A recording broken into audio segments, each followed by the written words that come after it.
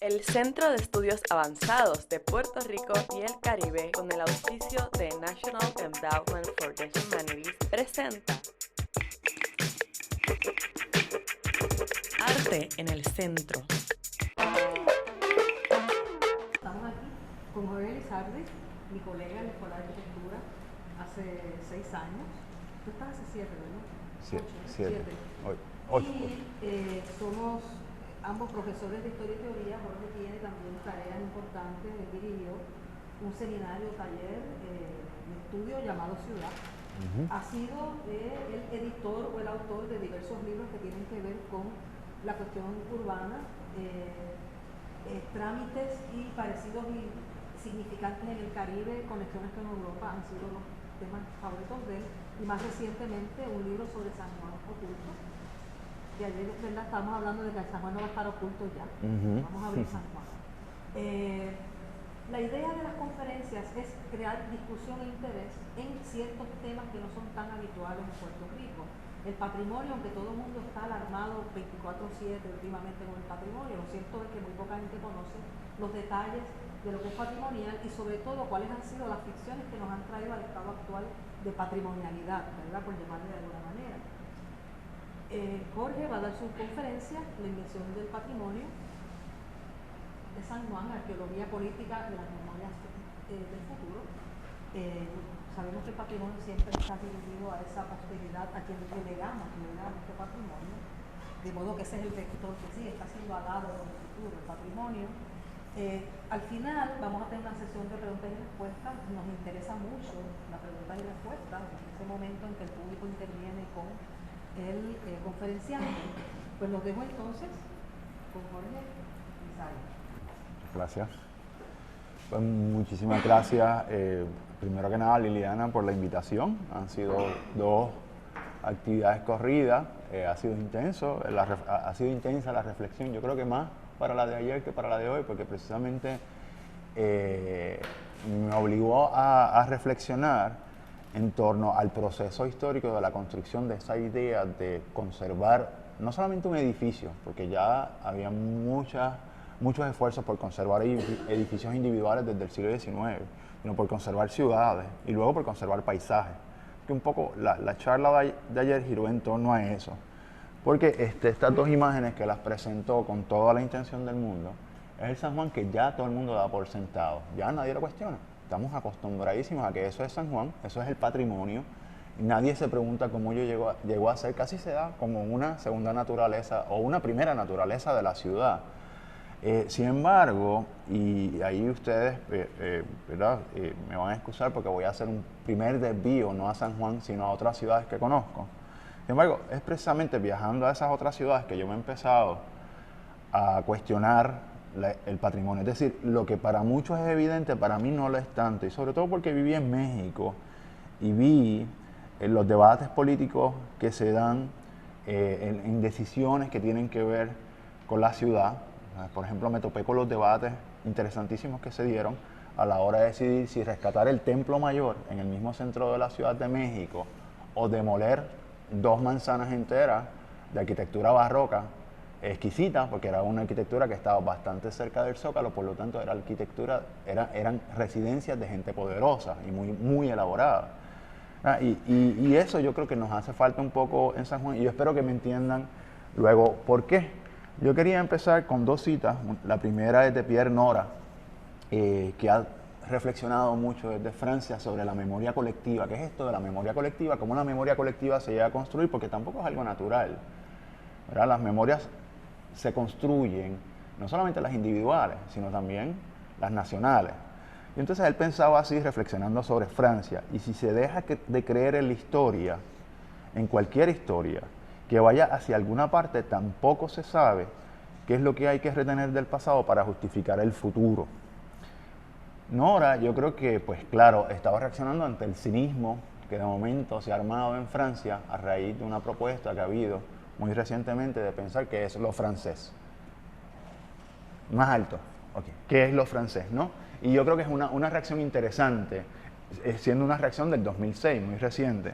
La segunda cita es de una escritora africana, Chimamanda Adichie, que me impactó mucho cuando escuché su conferencia y leí la transcripción de la misma, y decía que la visión única crea estereotipos, y el problema con los estereotipos no es que son falsos, son visiones incompletas, es que son visiones incompletas. Estos hacen que una historia se convierta en la única historia, y yo creo que tiene mucho que ver con lo que ha pasado con San Juan. El poder no es, decía ella, la habilidad de contar la historia de otra persona, es decir, el poder de los historiadores, del Estado, de los museos, sino convertir esta historia en una versión única, ¿no? Esa era mi reflexión. Pero bueno, quería empezar no con San Juan de nuevo, porque lo que me ha hecho cuestionarme a San Juan, yo hace 15 años, pues por supuesto, daba por sentado que esto era mi única historia, San Juan, hasta que, claro, uno se enfrenta a otras ciudades, a otras experiencias. En Varsovia, ¿verdad? En el caso de Varsovia, los visitantes, para los visitantes se les hace bien difícil comprender el esfuerzo de reconstrucción de su centro histórico. Esto es una reconstrucción digital del centro histórico de Varsovia en el 1945. Este quedó devastado en más de un 90% al finalizar la Segunda Guerra Mundial. Sin embargo, las intimidantes montañas de escombros no lograron desalentar a los obreros, arquitectos, ingenieros, sociólogos, estudiantes, fotógrafos, historiadores. Fue un ejército de reconstrucción en el rescate de esta zona. Algunos espacios emblemáticos, como la Plaza de los Mercados o la Plaza de los del Castillo, fueron restaurados con tal precisión que quienes desconocen esta épica darían por descontado que es un conjunto auténtico. Esta es la imagen previa, esto es actual. La mayor parte de este trabajo se realizó décadas antes de que el país abandonara el comunismo, y si bien la mayor parte de la ciudad se llenó de enormes torres de viviendas uniformes, esta capital se ha convertido en un destino indiscutible para los ciudadanos de Polonia y en los últimos años para extranjeros. Solo se extraña en ese conjunto reconstruido las huellas del enorme gueto judío que albergó a más de 400.000 personas. Más allá de una pequeña calle que Marian y yo encontramos y sus edificios sin restaurar, parece que ese gueto nunca hubiera existido en Varsovia. Y la decisión de restaurar el centro pero no restaurar el gueto, no recuperar nada del gueto, es perfectamente política. Por otro lado, la reconstrucción de Berlín en los años inmediatos a la guerra no podría distar más de la experiencia varsoviana.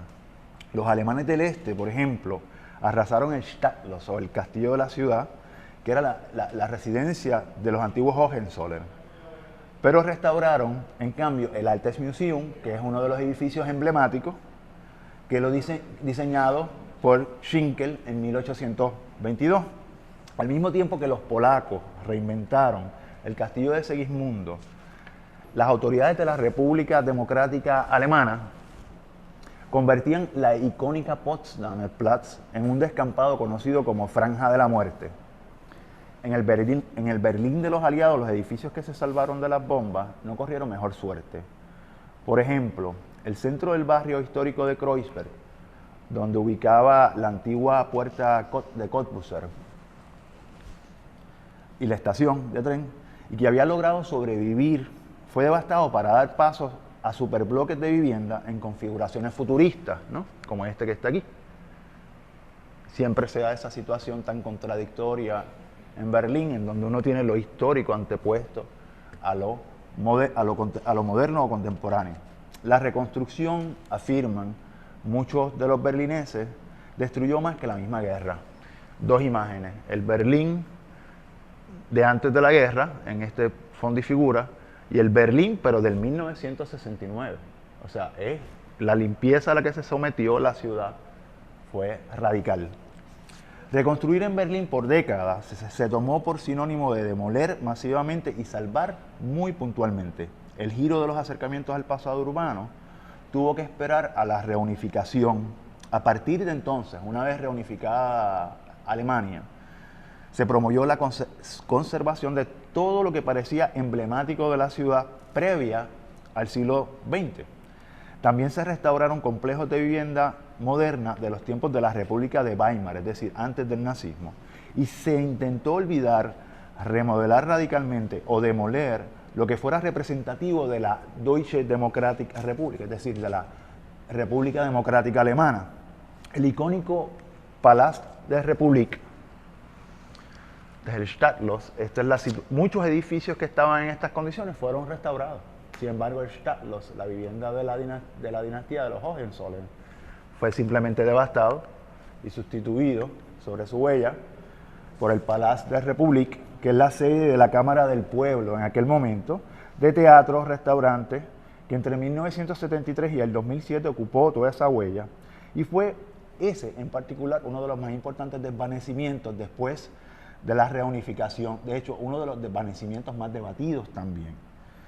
Algunas edificaciones de la DDR, como el Palacio de las Lágrimas, el Tränenpalast, este que está aquí, sí, o ciertos segmentos del muro de Berlín se han conservado ciertamente, pero el objetivo es ambiguo: recordar el dolor y las víctimas de una ciudad traumáticamente dividida por 28 años, pero no hay que negarlo, también hay todo un intento de atraer un turismo morboso, que gusta, como los que van a los campos de concentración, de ver esos escenarios, esas escenografías del Holocausto, es decir, de la vida inviable, de lo incomprensible todavía para nosotros.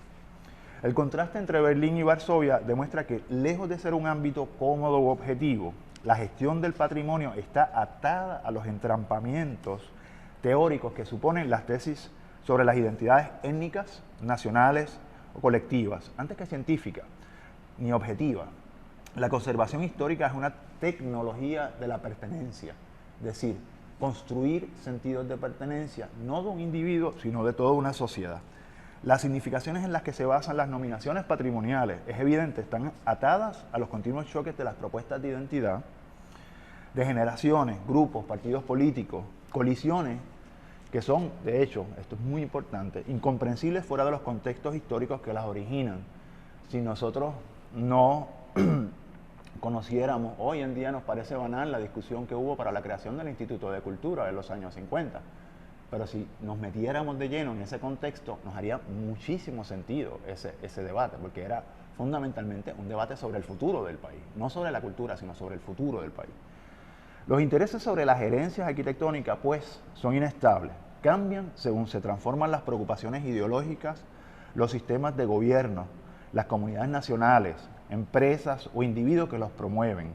Es por esto que la defensa que asumen las instituciones públicas o diversas organizaciones sociales en favor de la permanencia, y tan importante como lo primero, de la desaparición y del olvido, que es también una manera de construir patrimonio, suele estar entonces acompañada de álgidos debates sobre las razones políticas de tal decisión. Insisto, en esas luchas la cientificidad de los métodos de conservación es perfectamente secundaria. Y es que, subrayo, al nominar damos un sentido de presente al pasado con la intención de indicar la dirección de un futuro con el cual, es evidente, más de uno no puede ni tiene que estar de acuerdo. Ha sido distinto en Puerto Rico.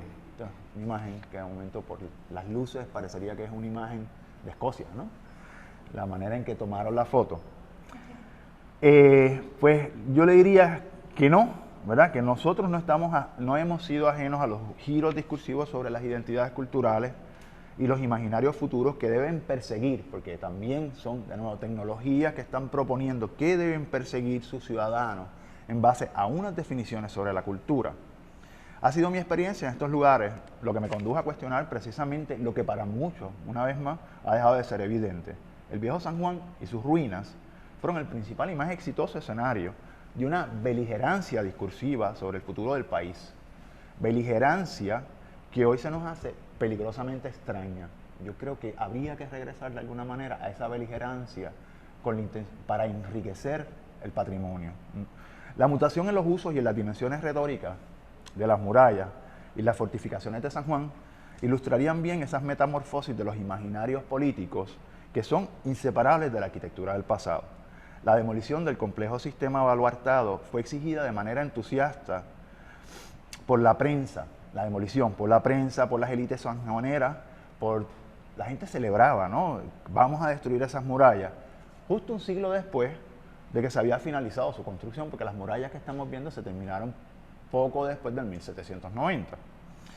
En 1884, por ejemplo, el periodista Fernando Ormachea las tildaba de mala sombra a las murallas. Mala sombra que tiene aniquilada la ciudad. Me gusta más esta idea. Restos vergonzantes de un pasado atrabiliario y de funesta memoria. Pero la cita lo dice todo, ¿verdad? Del mismo periodista Ormachea. ¡Qué aberración!, decía él. Murallas en esta época de derecho y libertad en que se inventaron las ametralladoras para derribarlas. Murallas aquí donde el calor nos ahoga y anhelamos la libre circulación del aire. Murallas en una población a tan lastimoso extremo reducida que es ya capaz de excitar la codicia de los extraños. Yo me reí esta mañana porque yo decía, ¿estará hablando de hoy? Que ya ni siquiera hay alguien que está interesado en nosotros.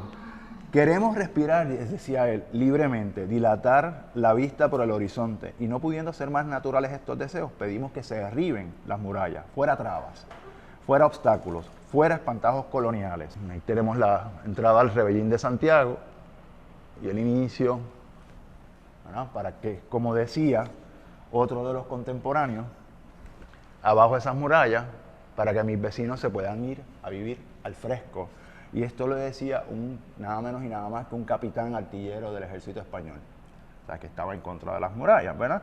Y cuando uno lee a Tapia, cuando uno lee a Fernández Juncos, cuando uno lee a Cayetano de Colitoste, el odio a las murallas a finales del siglo XIX parecía ser tan consensuado, tan compartido como al presente es el deseo de su defensa. Ha ocurrido exactamente lo contrario.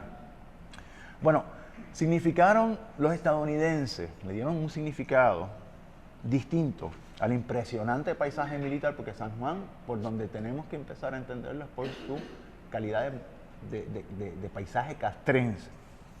Para nada, perdonen, este es todo el tramo, una ilustración de todo el tramo de la muralla que se derribó. Y una foto de la desaparecida aduana y que hoy, ¿verdad?, ha sustituido en el barrio de la Marina un edificio de revival español. Pues yo creo que no hay una significación distinta con los norteamericanos simplemente se montan sobre esas significaciones. El reconocimiento del paisaje castrense luego de la ocupación de Puerto Rico en 1898 fue principalmente pragmático. Los informes, yo me aburrí muchísimo leyéndolos, porque hablaban del grosor de los muros, el carácter de los parapetos, emplazamiento de las baterías. Realmente no había nada, en ningún momento aparece valor histórico o carácter patrimonial, para nada. La reservación entonces militar que ellos eventualmente van a crear allí y que se va a bautizar ya en la década del 40 como Fort Brooke, ocupó tanto la huella del ejército español, y esto también es importante, crecieron sobre la ciudad. Se fueron, por ejemplo, o se apropiaron, por ejemplo, del convento de los dominicos, de la misma Casa Blanca, o el mismísimo Campo del Morro fue transformado, ¿no? Algunas fotos que pueden ilustrar. Estos son barracas españolas, pero luego se construyeron nuevas barracas que luego fueron demolidas por el mismo National Park Service una vez decidió transformar el Morro en un parque nacional, o cosas como, ¿verdad?, una piscina en el Campo del Morro, un cine, campo de pelota, de golf, un espacio para aterrizaje de helicópteros, y es innumerable, ¿verdad? Estructuras perfectamente modernas, como se pueden ver aquí, muy pragmáticas, ya más hacia el 1945, como entrada a ese campo. Que era un entorno ocupado, que además que claro, en la controversia, que era un entorno para ellos simplemente ocupado, ¿no? En la controversia por una epidemia causada supuestamente, una supuesta epidemia bubónica, causada por ratas que se alojaban en los mal mantenidos muros. En 1913, el ejército, para desembarazarse de parte del trabajo de mantenimiento, no quería saber de lo que estaba diciendo el gobierno, que reclamaba que de alguna manera se tapiaran los muros para que las ratas no se metieran en ellos y no se siguiera. Yo creo que hay algo de ficción en eso, pero bueno, tal cual lo saqué de los periódicos. Pues ellos simplemente cedieron al gobierno insular toda la porción de la muralla que va de la Puerta de San Juan a la de San Justo. Pónganle cemento.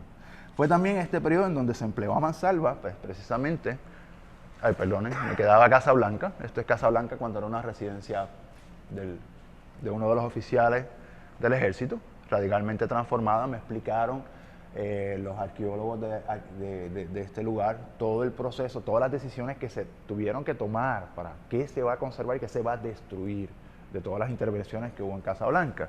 Hasta una gran terraza de concreto armado se demolió para poder devolverla a lo que ellos imaginaban era su estado original.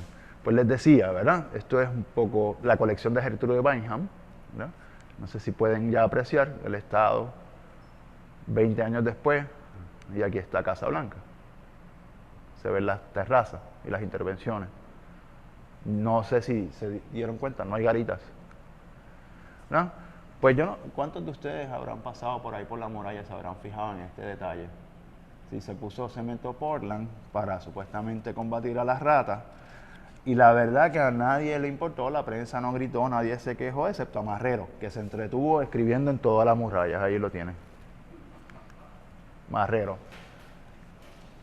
¿No?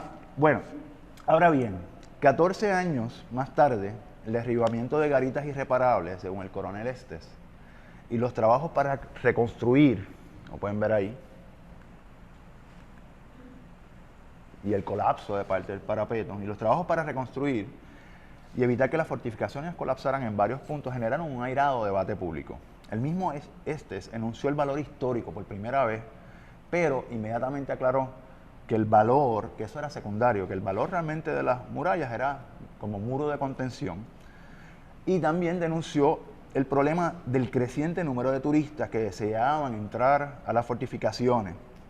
Sin embargo, fue el alcalde de San Juan, la legislatura y en especial el mundo, quienes demandaron por meses que las fortificaciones fuesen verdaderamente restauradas, y cito, para, y esto es una cita, mantener el sello de su antigüedad y su grandeza.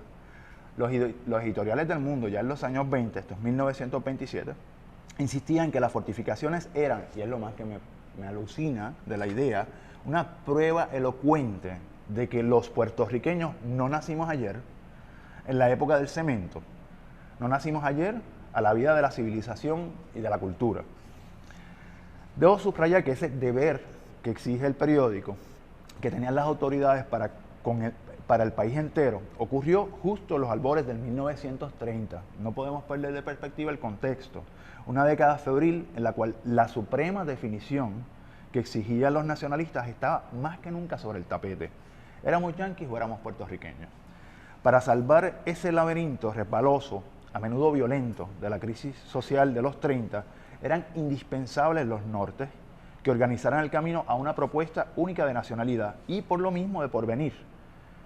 En ese sentido, se multiplicaron las referencias a las fortificaciones o al viejo San Juan en las obras de Antonio Pedreira, Tomás Blanco y tantos otros que afirmaron una cultura nacional con profundidad histórica e, insisto, una cultura que no había nacido ayer.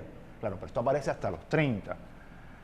Una cita de Pedreira me parece muy importante, de su libro Insularismo. Decía, las cosas de España envejecen más pronto porque, no siendo hechas para el instante, se emplea más tiempo y pericia en hacerlas, y cuesta trabajo destruirlas cuando la moda y el progreso las quieren reemplazar con nuevos modelos.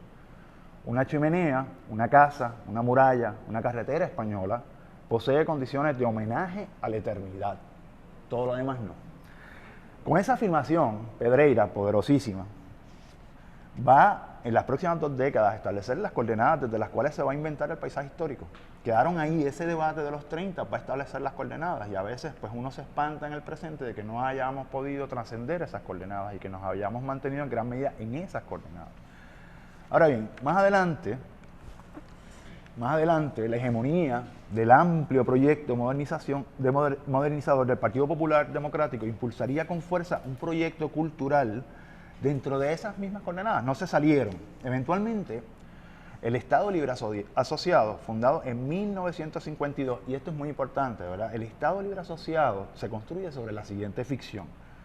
Es una suprema definición, uno, y es un autonomismo que, si bien es un autonomismo inventado en la década del 40, con la ayuda de estadounidenses, se imaginaba o se proponía discursivamente como algo intrínseco a los hijos del país, es decir, que siempre había estado ahí. Y de ahí la Carta Autonómica del siglo XVIII, de ahí toda la recuperación de la historia del siglo XIX, la obsesión con estudiar la historia y las instituciones del siglo XIX, porque es que ellos querían de alguna manera demostrar que el Estado Libre Asociado ya estaba en el DNA.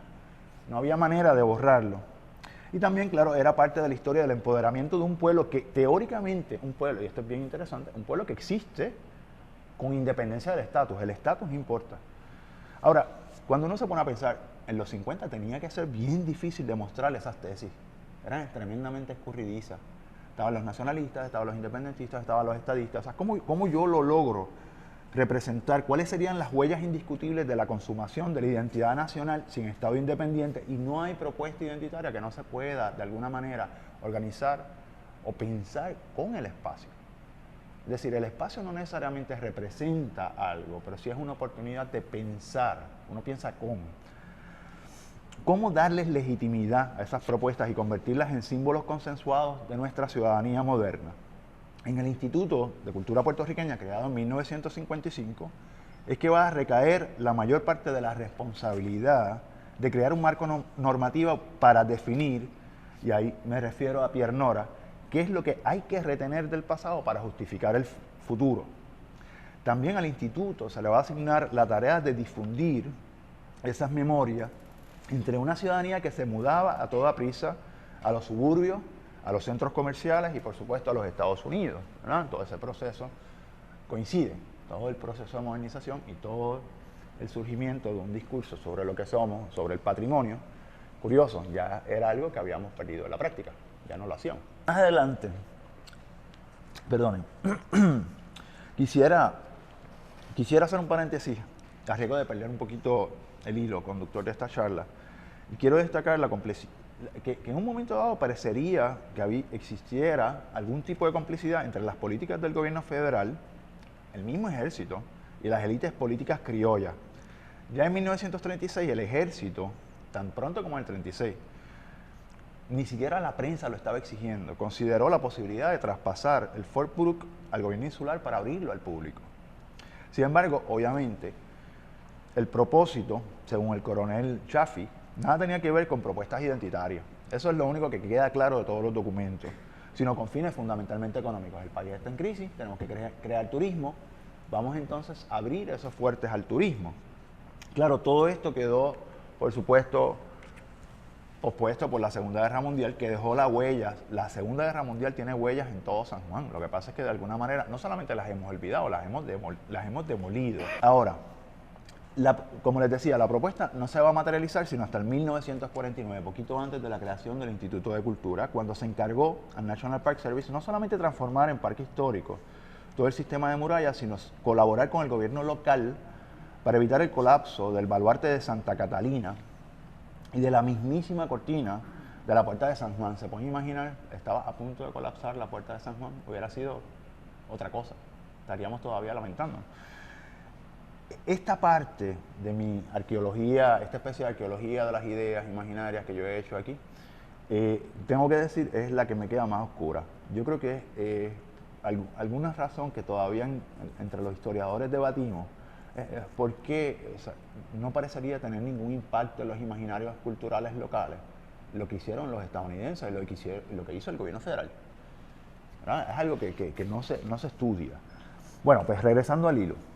Al asumir sus responsabilidades, el Instituto de Cultura puso el énfasis de la preservación en aquellos espacios o lugares históricos que parecían demostrar en piedra la veracidad de los fundamentos decimonónicos del nuevo estatus político. Es decir, de alguna manera lo empataba con el pasado.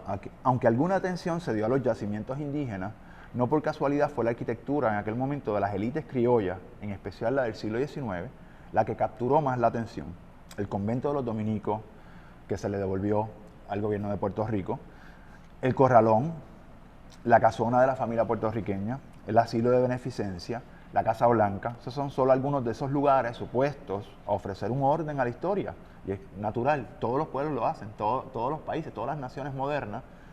O sea, expresamente eso es el fenómeno, uno de los fenómenos fundamentales de las naciones modernas, construir esos imaginarios. Y esos imaginarios no pueden prescindir de la arquitectura, del espacio, del paisaje, porque es donde realmente se pueden pensar. Lo demás queda de alguna manera demasiado oscuro, demasiado efímero. Con el tiempo, las coordenadas establecidas por el Instituto de Cultura construyeron un favor público tan sólido que mostraron ser imbatibles. Pensar fuera del cerco es aún espinoso y políticamente incorrecto, si bien yo creo que tiene su urgencia. Habrá quien a su favor argumente que estas coordenadas conceptuales han probado ser flexibles y democráticas, que se ensanchan constantemente, que ensanchan su repertorio de recursos culturales, llegando a nominar al registro patrimonial un amplio espectro de edificaciones de diversos estilos y periodos del siglo XX. Pero esa diversidad arquitectónica yo creo que sigue siendo de alguna manera ilusoria, y la tendencia a normativizar ha colapsado en algunas ocasiones, no en algunas ocasiones, simplemente ha terminado por colapsar, me parece a mí, las riquezas de ese debate de los años 20 y de los años 30. De hecho, y esperemos que esto se transforme, los méritos estéticos, técnicos o históricos de las edificaciones patrimoniales siguen de alguna manera, a mí me parece, y esto es una posición muy propia, siendo convenientes a ese panteón, a esa especie de panteón de héroes de un nacionalismo que no tiene mártires y no tiene extremos, porque lo sabemos, ¿verdad? El ELA siempre se nos ha propuesto como un Estado que no tiene extremos. Bueno, ya para concluir, aunque la industria del turismo ha distorsionado las prácticas de la preservación histórica, en tanto proyecto político de identidad, la gestión del patrimonio, como he tratado de demostrar, es una tecnología política de recuerdo.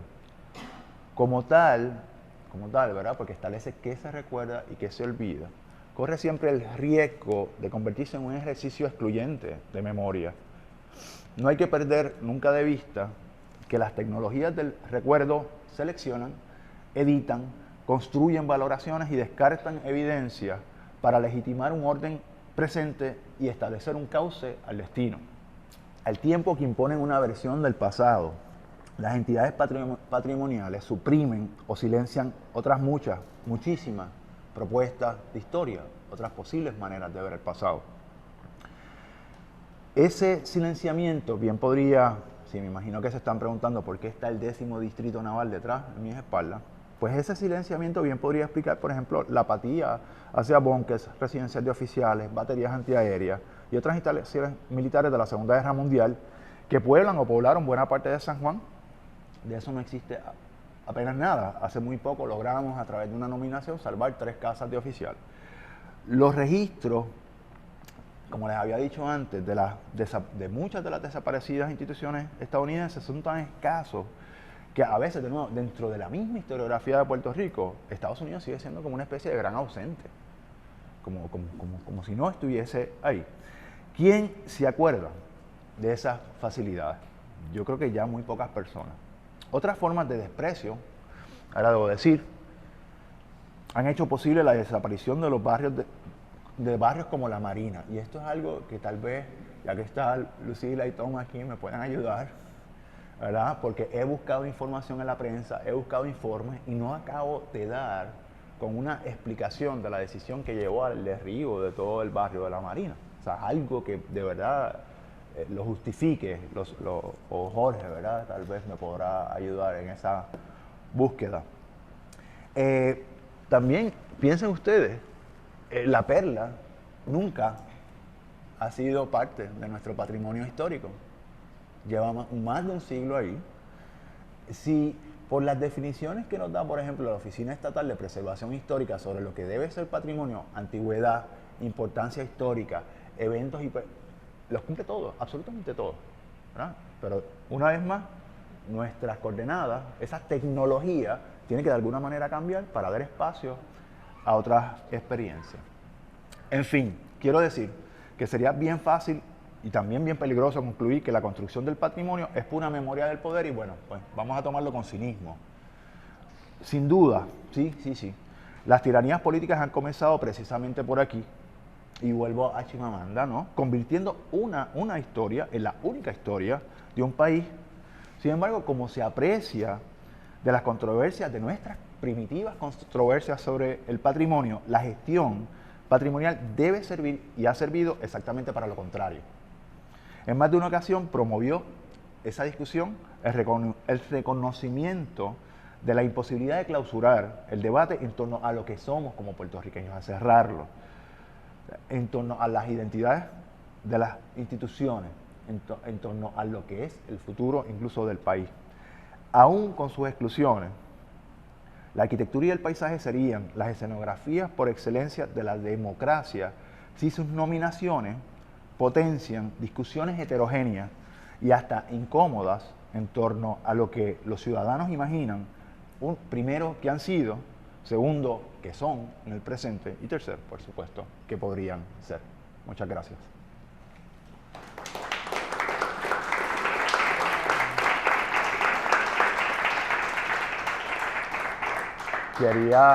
Quería aprovechar ya que estoy aquí antes de ninguna pregunta y decir que por esa misma preocupación, una de las preocupaciones que hemos atendido, un proyecto muy bonito que vengo desarrollando con la Fundación San Martín de Porres hace ya más de 2 años, que son unos recorridos guiados por la ciudad, han tenido un poco la intención, ¿verdad?, de volver sobre el debate, provocar debate.